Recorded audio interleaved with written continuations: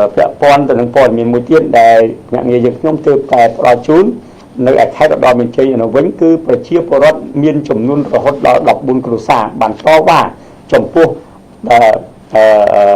មុខសមត្ថកិច្ចជំនាញជាពិសេសគឺតំបន់សឹកខេត្តឧត្តរមានជ័យគឺស្រុកបន្ទាយអំពើតែម្ដងដែលពួកគាត់ចោទប្រកាន់ថាយោធាសឹករងខេត្តឧត្តរមានជ័យគឺបាទយោធាសឹករងស្រុកបន្ទាយអំពើហ្នឹងដេញពួកគាត់ចេញពីលំនៅឋានដែលនៅតាមបន្ទាត់ព្រំដែនកម្ពុជាថៃឲ្យមកក្រៅវិញតែថាដីតំបន់នោះឡើងថ្លៃបាទនេះម្យ៉ាងដែរបាទថាដីឡើងថ្លៃគឺយោធាខុបខិតជាមួយអាជ្ញាធរបានដេញពួកគាត់ពីបន្ទាត់ព្រំដែនឲ្យមកកន្លែងផ្សេងវិញតែសារបញ្ហាដីឡើងថ្លៃហើយព័ត៌មាននេះគឺជាព័ត៌មានដំបូងដែរយើងទទួលបានហើយពេលដែលយើងស៊ើបសួរទៅគឺខាងលោកបញ្ជាការសឹករងខេត្តសំទោសបញ្ជាការសឹករងស្រុកបន្ទាយអំពើក៏ដូចជាលោកអភិបាលស្រុកបន្ទាយអំពើគឺមានផ្សេងទៅវិញហើយខ្ញុំសូមអានព័ត៌មានទាំងស្រុងគឺប្រជាពលរដ្ឋចំនួន14គ្រួសាររស់នៅតាមបន្ទាត់ព្រំដែនកម្ពុជាថៃ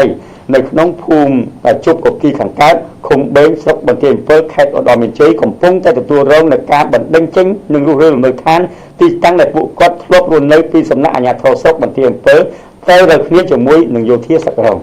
បាទយើងដឹងហើយថាលោកម៉ៃតាកាលពីជំនាន់ព្រាមជំរុំរវាងកម្ពុជាថៃតាមបន្ទាត់ព្រំដែននេះគឺថាតំបន់ជប់គិរីគឺជាសមរភូមិក្តៅផងដែរបាទសមរភូមិក្តៅហើយពេលនោះខ្ញុំសូមរំលឹកឡើងវិញពេលនោះគឺអាជ្ញាធរស្រុកខេត្តក៏ដូចជា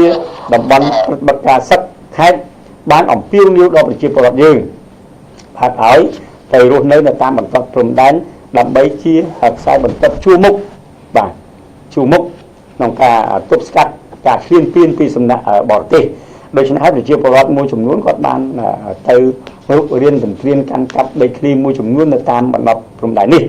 តែដល់ដំណាក់កាលនេះគឺយើងគឺមានសន្តិភាពហើយរវាងតំបន់នេះគឺតំបន់ជប់គីនេះនៅក្នុងឃុំបេងនៅស្រុកបន្ទាយអំពើគឺមានសុខសន្តិភាពរវាងប្រទេសទាំងពីរបាទធ្វើដំណើរទៅមកបានយ៉ាងល្អប្រសើរដោះដូរសេដ្ឋកិច្ចវិញគឺគ្មានសង្គ្រាមទេតាមគោលនយោបាយឈ្នះឈ្នះរបស់ប្រទេសទាំងពីរគឺកម្ពុជាថៃនេះដូច្នេះហើយយើងឃើញថារហូតមកដល់ពេលនេះបាទប្រជាពលរដ្ឋបានចោទប្រកាន់ទៅយោធាសឹករងស្រុកបន្ទាយអំពើក៏ដូចជាអភិបាលស្រុកបន្ទាយអំពើថាបានខុបខិតគ្នាដេញពួកគាត់ចេញពីតំបន់ទីតាំងនេះដើម្បីយកដីលក់ឲ្យឈ្មួញទៅវិញបាទប្រជាពលរដ្ឋទាំង14គ្រួសារបានលើកឡើងថាការពីមុនខ្សែបន្ទាត់បាទការពីមុនខ្សែត្រៀមនៅខាងក្រៅផ្ទះរបស់ពួកគាត់ពេលព្រឹត្តិការណ៍ព្រំដែនបានកើតឡើងបានសុំឲ្យពួកគាត់បាទមកជីកខាងមុខផ្ទះម្ដងថែមទាំងបាទសសរផ្ទះពួកគាត់ដែលនៅសេសសល់ធ្វើជាគម្របបាទ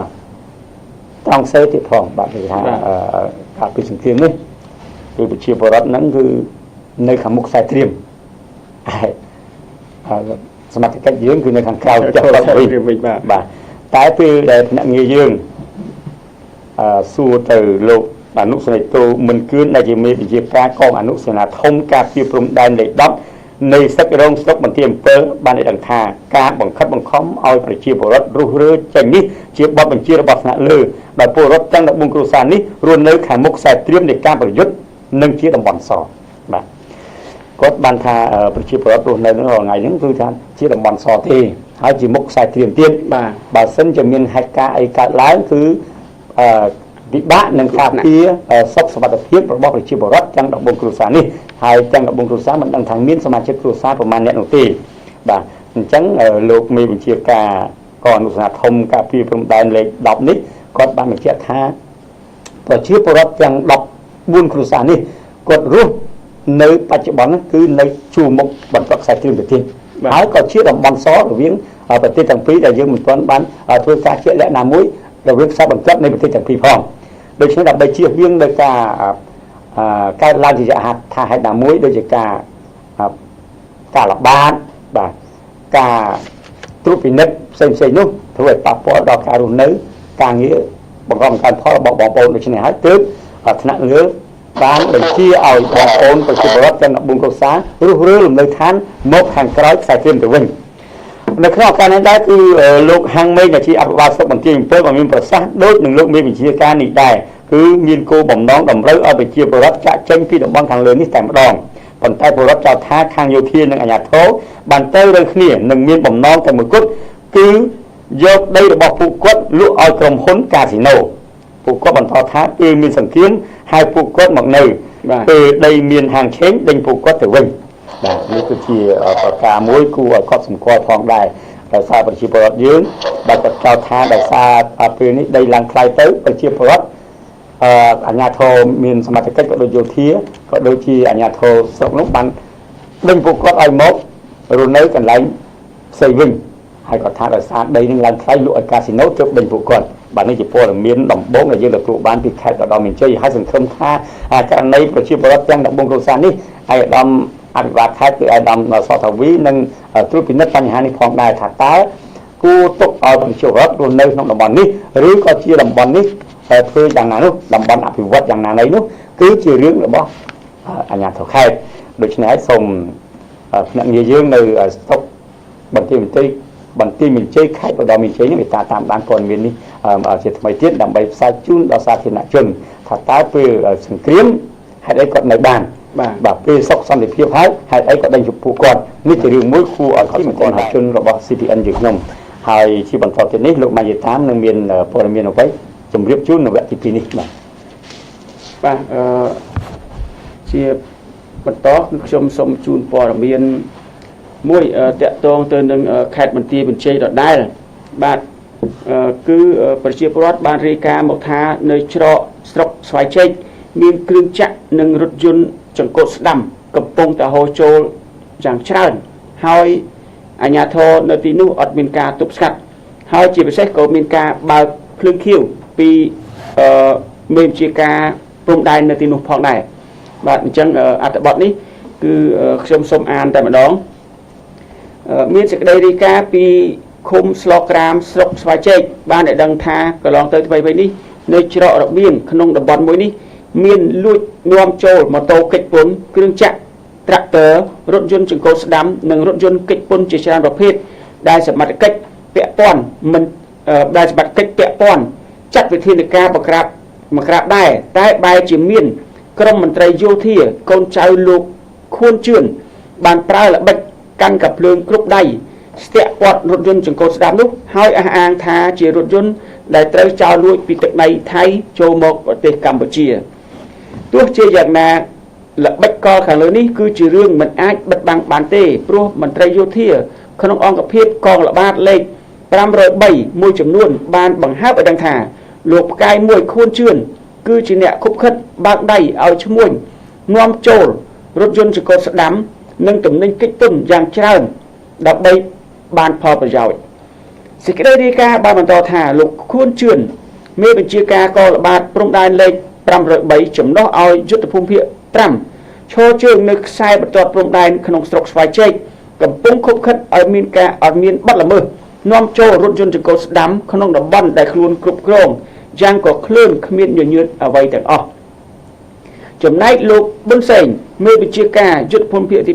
5បានរក្សាភាពស្គៀមស្ងាត់បណ្ដោយឲ្យលោកខួនជឿននិងបពុមួយចំនួនធ្វើអ្វីស្រេចតែអំពើចិត្តបំពេញលើបទបញ្ជាថ្នាក់ដឹកនាំក្រសួងមហាផ្ទៃយ៉ាងក្រអឺតក្រទមដូច្នេះនេះឧត្តមសេនីយ៍ប៉ុលសរឿនអគ្គមេបញ្ជាការកងយុទ្ធពលខេមរៈភូមិន្ទគួរពិនិត្យឡើងវិញចំពោះទង្វើរបស់មន្ត្រីយោធាល្បាតព្រំដែនលេខ503ក្នុងស្រុកស្វាយជែកដែលបើកដៃឲ្យមានបទល្មើសឆ្លងដែនយ៉ាងច្រើនបែបនេះសេចក្តីរាយការណ៍បានបន្តថាកាលពីវេលាម៉ោង4ទីភ្លឺថ្ងៃទី21ខែកក្កដាឆ្នាំ2017កន្លងទៅថ្មីនេះមានឈ្មោះនាំរថយន្ត Mac Vigo ចង្កូតស្ដាំពណ៌ទឹកប្រាក់ស៊េរី2010ចូលតាមច្រករបៀងមួយនេះនៅខាងជើងច្រកអុកញ៉ាតែហាំងប្រមាណ20ម៉ែត្រដែលខាងភាគីថៃហៅថាច្រកអាតៃនីច្រករបៀងដែលឈ្មោះនាំរថយន្តចង្កូតស្ដាំចូលនោះស្ថិតក្នុងតំបន់មួយឃុំស្លក្រាមស្រុកស្វាយជែកខេត្តបន្ទាយមានជ័យហើយតំបន់នេះ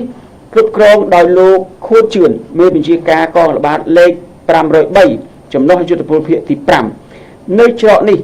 កន្លងមកឈ្មោះនាំចូលទំនិញកិច្ចពន្ធជាច្រើនប្រភេទ ដោយសារតែមានការខុបខិតបើកដៃពីសំណាក់លោកខួនជឿនគិតតែពីប្រមូលផលប្រយោជន៍បាទទោះជាយ៉ាងណាក្តីព័ត៌មាននេះ CPN មិនអាចតាក់ទងសុំការបំភ្លឺពីលោកខួនជឿនបានទេដោយសារគ្មានលេខទូរស័ព្ទហើយស្វែងរកលេខទូរស័ព្ទដែរតែកូនចៅរបស់លោកបាននិយាយថាមិនហ៊ានឲ្យលេខមេរបស់គេទេអញ្ចឹង CPN ជឿថាបើលោកខួនជឿនបានទស្សនានៅខ្សែវីដេអូនេះហើយបានស្ដាប់នៅព័ត៌មាននេះហើយបើមានការទិស្ទាល់នៅកន្លែងណាមួយសូមមេត្តាធ្វើការបំភ្លឺមក CPN យើងខ្ញុំនឹងបំភ្លឺជូនដោយរីករាយបាទប៉ុន្តែប្រជាពលរដ្ឋនៅតែចោទប្រកាន់ថាលោកបើកដៃឲ្យមានគ្រឿងចាក់ជាច្រើនប្រភេទបាទនាំព្រមទាំងរថយន្តចង្កូតស្ដាំចូលស្ទើរតែរាល់ថ្ងៃអញ្ចឹងសូមលោកមើលផងហើយជាពិសេសលោកប៊ុនសេងក្នុងនាមមេយុទ្ធភូមិភាគទី5មេត្តាមើលផងបាទព្រោះនេះសេចក្តីរាយការណ៍អញ្ចឹងហើយមានទាំងរូបភាពដាក់មកទៀតអញ្ចឹងសូមលោកពិនិត្យផងបាទចង្កូតស្ដាំហ្នឹងគេដូចរដ្ឋាភិបាលលែងឲ្យនាំចូលហើយចុះហេតុអ្វីបានជាកងទ័ពនៅតំបន់ហ្នឹងចេះតែឲ្យចូលទៀតបាទសូមអរគុណបាទយើងឃើញហើយថាភាគខាងលិចនៃប្រទេសកម្ពុជាយើងដូចជាខេត្តបាត់ដំបងបាទខេត្តបៃលិនខេត្តបន្ទាយមានជ័យខេត្តឧត្តរមានជ័យគឺសុទ្ធសឹងប្រើរថយន្តចង្កូតស្ដាំច្រើនណាស់ដោយសារការនាំចូលដែលខុសច្បាប់បាទហើយមានតម្លៃសមរម្យដែលធ្វើឲ្យប្រជាពលរដ្ឋក៏ដូចជាមន្ត្រីរាជការជាពិសេសកងកម្លាំងប្រដាប់អាវុធនេះតែម្ដងគឺជិះនៅឡានទំនើបប៉ុន្តែសិតតែចង្កូតស្ដាំថាតើគាត់បានបង់ពន្ធតាមបទដ្ឋានច្បាប់ដែរឬអត់ឬមួយក៏នាំចូលតាមការខុបខិតគ្នារវាងមន្ត្រីមានសមត្ថកិច្ចដែលជាប់នៅតាមប្រចាំច្រកដែលជាប់នៅព្រំដែននេះទាំងមន្ត្រីគយបាទមន្ត្រីយោធាមន្ត្រីនគរបាលក៏ដូចជាមន្ត្រីផ្សេងទៀតដែលពាក់ព័ន្ធហើយយើងឃើញថាបទល្មើសជាច្រើនក៏កើតឡើងដោយសាររថយន្តចង្កូតស្ដាំនេះផងដែរបាទព្រោះថាប្រទេសយើងគឺកើតឡើងគឺប្រកាន់នៅការប្រើប្រាស់រថយន្តចង្កូតឆ្វេងបាទតែចង្កូតស្ដាំនេះក៏មានការលំហូរចូលច្រើននៅក្នុងរាជធានីភ្នំពេញដែរបាទហើយតែគាត់ខ្លះហ្នឹងបានបង់ពន្ធតាមច្បាប់ត្រឹមត្រូវហើយខ្លះទៀតមិនបានបង់ពន្ធទេតែភាគច្រើនខ្ញុំយល់ឃើញថាឲ្យតែចង្កូតស្ដាំមិនមានបង់ពន្ធជាច្រើនទេគឺថាបាទ10ឬមកពីរដ្ឋាភិបាលកន្លងមកមានការបង់ពន្ធអនុគ្រោះរបស់រាជរដ្ឋាភិបាលតែគេហាមហើយបាទជប់ឲ្យនាំចូលហើយឥឡូវមានរថយន្តទំនើបៗក្រៅពី Vigo ក៏មានរថយន្ត Mazda ក៏ច្រើនដែរបាទសុទ្ធសឹងជាចង្កូតស្ដាំហើយពាក់ផ្លាកនេះពាក់ផ្លាកនោះបាទនេះគឺប្រកាសគូក៏ស្គាល់ដូចនេះសូមនំពោដល់អាជ្ញាធរខេត្ត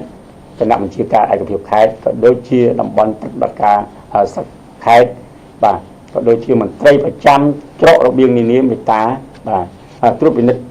រថយន្តចង្កូតស្ដាំដែលហូរចូលដោយខុសច្បាប់នេះបន្ថែមទៀតបាទរដ្ឋាភិបាលបានប្រកាស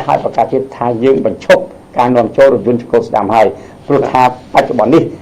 ជីវភាពរស់នៅរបស់បងប្អូនប្រជាពលរដ្ឋមានការកើនឡើងជាលំដាប់បាទសេដ្ឋកិច្ចគ្រួសារក៏មានការកើនឡើងដែរដូច្នេះប្រទេសយើងបាត់ធ្វើចរាចរណ៍គឺប្រកាន់ស្ដាំគឺប្រើរថយន្តចង្កូតឆ្វេង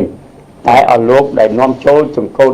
បាទស្ដាំមកប្រើប្រាស់នៅប្រទេសកម្ពុជានេះគឺខុសហើយបាទច្បាប់ហើយលែងអនុគ្រោះទៀតហើយហ្នឹងហើយលោកសុកអាន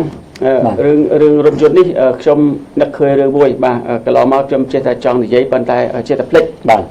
ទកន្លងមកខ្ញុំបានឃើញហើយមានទូរទស្សន៍កាសែតក្នុងស្រុកផ្សាយជាច្រើន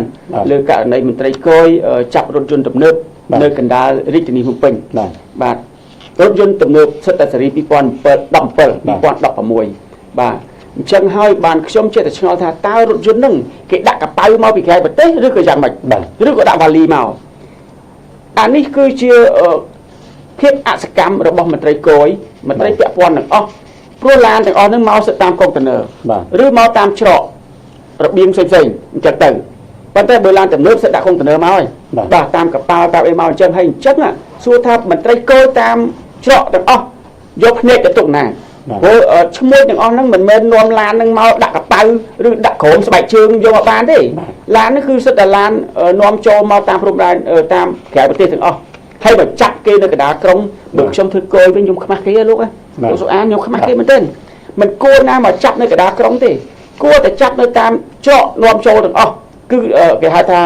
អាណាបាក់ដើមទីបាទអញ្ចឹងមកចាប់នៅកណ្ដាលក្រុងចឹងបាត់ថាមន្ត្រីគយអសមត្ថភាពមែនទេបាទសូមមន្ត្រីគយទាំងអស់មើលលើបញ្ហាហ្នឹងឡើងវិញកុំមកចាប់កណ្ដាលក្រុងចឹងមិនល្អទេបាទបើយើង bởi dương khăn dương một cái dương cầm ao miên mó ở nón cho ở bên quân đặt đó tầng bà vô anh ấy bờ sân kia mà tay coi nhưng chưa tận đẳng bên tay chúng ta ai bên ca khúc khất kia chẳng hay đọc tôi hay bật phương ba bạc kia tinh to màu prang này cái đá cống này chẳng bây giờ quán ba chiếc chắc pi công từ đây mà đót lẹ lấp cho sạ cá cối ở băng pôn tinh thay ạ với trăm ao chảy màu bên tay này kỳ ca khúc khất kia mùi bà chẳng xong em tay coi chả nào là vinh chiếm xe kệ đi dụ lục quân nhấm bà mười phong bạc lựa bánh há đi hay ở là coi cái phong là bay ấy là bay chiêng và lý sẽ cách là bay chiêng ở con cầm lang xem diệt khang ở non preng phong khúc khất băng pôn mình khúc phong hay chiếm xe coi chỉ lắc là bay như kia bà làm lời chuyện để môi nên là bay này bà nâng sống ở quân bà